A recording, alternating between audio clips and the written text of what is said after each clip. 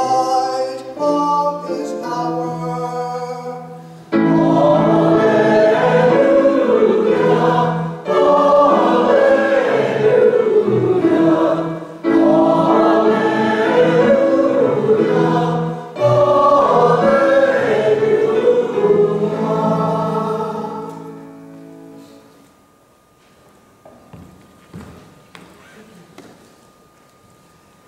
The Holy Gospel according to St. Luke in the 2nd chapter. Glory to you, Lord. On the 3rd day there was a wedding in Cana of Galilee, and the mother of Jesus was there. And Jesus said to his disciples had also been invited to the wedding. And when the wine gave out, the mother of Jesus said to him, "They have no wine." And Jesus said to her, "Woman, what concern is that to you and to me? My hour has not yet come." His mother said to the servants, "Do whatever he tells you." Now, standing there were 6 stone water jars for the Jewish rites of purification, each holding 20 or 30 gallons. Jesus said to them, "Fill the jars with water." And they filled them up to the brim, and he said to them, "Now, draw out some and take it to the chief steward." So they took it. And when the steward tasted the water that had become the wine, he did not know where it came from, though the servants who had drawn the water knew. And the steward called the bridegroom and said to him, "Everyone serves the good wine first, and then the inferior wine after the guests have become drunk. But you have kept the good wine until now." And Jesus did this, the first of his signs in Cana of Galilee, and he revealed his glory, and his disciples believed in him. The Gospel of the Lord. Praise to you, Lord Christ.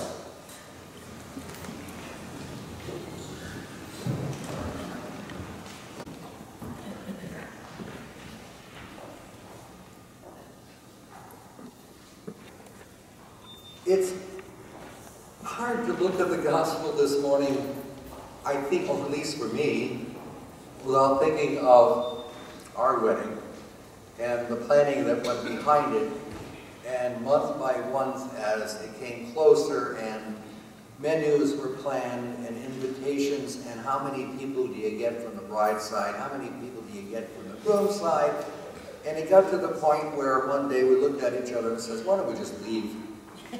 We just run off and do this." It just got too complex. I always accuse my mother-in-law as sending out wedding invitations from our occupant. And then, of course, when the wedding came, and it was really a marvelous time. We were married ecumenically by Leslie's Episcopal priest. My best friend David Powers, who was a UCC minister, preached, and the prefect from the Greenwood Friars was the Catholic priest, so it was a very ecumenical thing. And then, of course, is the reception, and we're standing in that reception line with what seemed like an endless amount of people coming at me, and there was a point where I looked at Leslie and I said, "Do you know who the next person is?" She goes, "No, I thought you knew." That sinking feeling that someone from the past, and she came up and she just said, "I'm your cousin Ann." "Oh yes, Ann, how are you?" "It's been so long." Weddings. Carefully planned in Cana, the town is there. Somewhat carefully planned as best you can, because Cana is not a very rich town. It's one of the more poor towns of the area, but nevertheless, a marriage feast belongs to the town and everyone shows up. And so it is that this whole dilemma comes upon, and all of a sudden the wine gives out. And a wedding during Jesus' time is not drinking water, it's drinking wine. And if you don't think it's drinking wine, just remember that part that goes down to, it says, "Everyone serves the good wine first, the inferior wine after the guests have become" what? Drunk. Nothing like a fun wedding, is there? But it's critical, because now the hospitality is also run out. And it's an embarrassment. And Jesus' mother knows it. They've run out of wine. It's almost like a critical factor has happened here. And Jesus, as always he does in John, goes to another area and he says, my hour has not come. What is this to you and to me? He's speaking about his upcoming work. But nevertheless, she says to the people, do whatever he tells you. And so in John, this is the first miracle. And it becomes a really big miracle, by the way, because if you look at what the stats are, there were 6 stone water jars for Jewish rite, each one holding 20 or 30 gallons. Now, someone, I read somewhere, and I remember this well, figured out, but let's take 6 of them. 3 of them are 20, 3 of them are 30. Let's see how many gallons that really fills. And then he went on to divide it up into the average size of a bottle of wine, and he came up with 1,000 bottles of wine.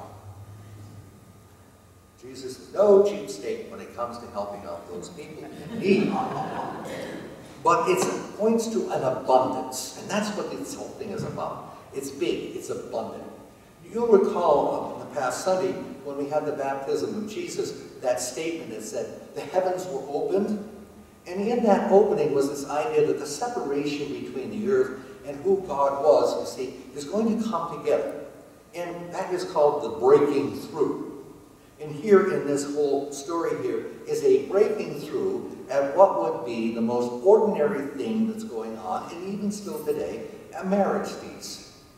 And Jesus takes this time to do that breaking through in what was really quite ordinary. And so we today who like to think, well, wouldn't it be great if we could conjure up these type of miracles today?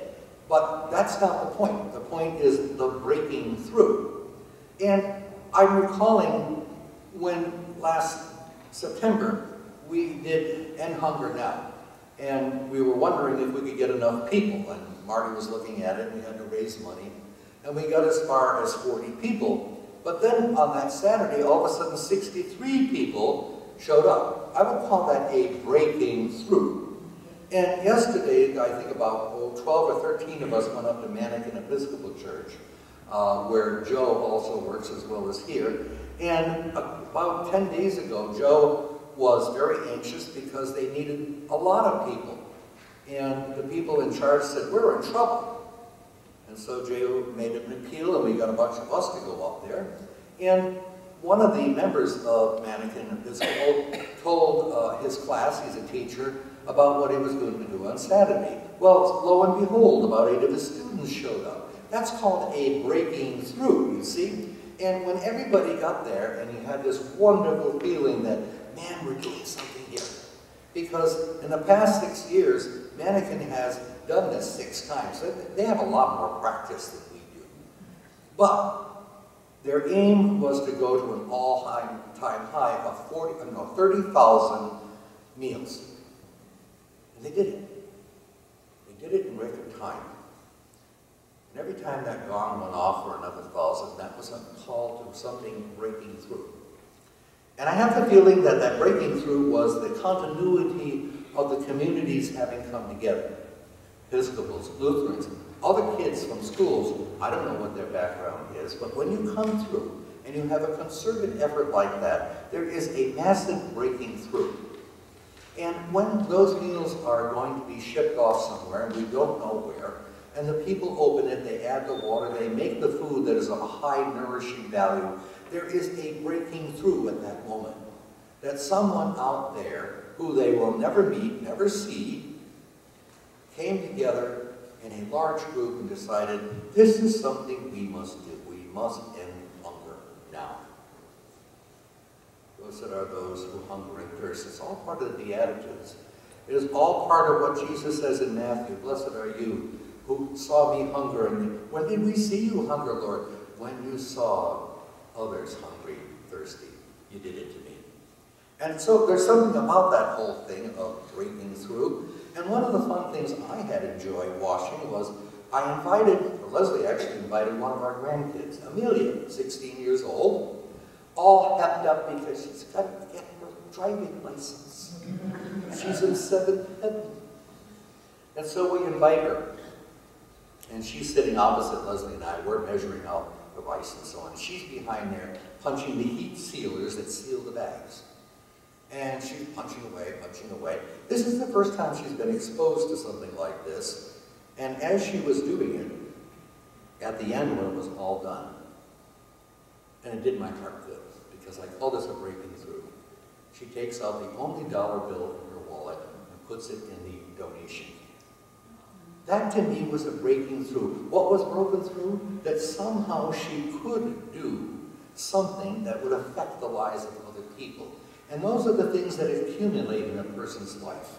That somehow this breaking through that we hear in John's Gospel, the saving of a marriage feast, comes through into the rest of the world in a variety of different ways. You heard some of them in the 1 Corinthians reading. Everybody has some type of gift to give.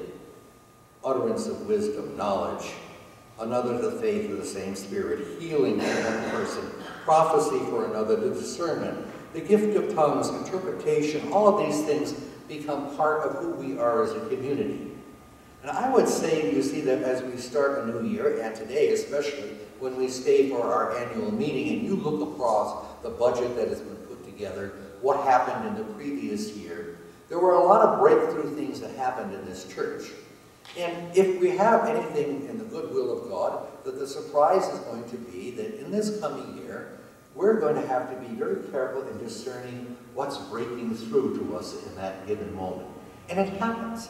It's got to happen because of who we're gathered in whose name? Jesus, the one who preached good news to the poor. The breaking through. That's what it's all about. And so the heavens are open when Jesus is baptized, and the heavens are open in another special way in this feast of Cana. Because when people least expected it, when things were all dried up and there was no wine, all of a sudden the kingdom breaks through and the day is saved, so to speak. And the lives of those people gathered, and most probably the bride and groom, continue almost as if nothing had happened. We don't even know if they knew what happened, but they didn't have to. Because that breaking through, even though unknown to them, happened. Now, question. You ready to let things break through here at St. Luke? It's going to happen. It's going to happen in a variety of ways. It could happen in the church council. It could happen in any of the committee meetings that we have.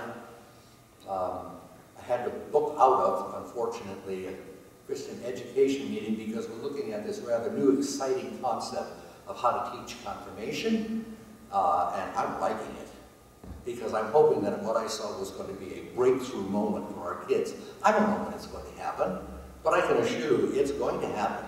There's going to be that aha moment every now and then, and it will happen.